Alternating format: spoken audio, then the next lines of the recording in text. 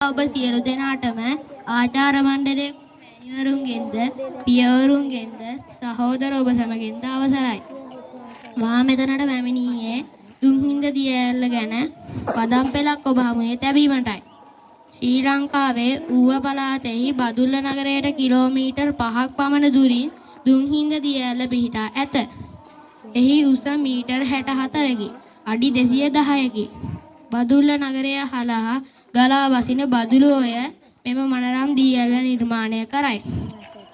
රමණීය කඳු පන්තියක් මැදින් වැටුණු අඩිපාරක කිලෝමීටර් 2කට ආසන්න දුරක් පාගමනින් දී ඇල්ල ලැබීමට යා යුතුය. පාගමනේදී තැනින් තැන කොන්ක්‍රීට් පඩි යොදා සැකසු පියගැට පෙළ ගමනට පහසුවකි. දුම්හිඳ දී ඇල්ල දී ඇලි දෙකකට සමන්විත වේ. පාගමන අවසානයේහි හමුවන ආරක්ෂිත වේදිකාවේ සිට ප්‍රධාන දිය ඇල්ල නැරඹිය හැකිය. පිවිසුම් දොරටුව පසු කර කිලෝමීටර් භාගයටත් අඩු දුරකදී අනෙක් දිය ඇල්ල හමුවේ. එය කුඩා දුම්හිඳ ලෙස හැඳින්වේ.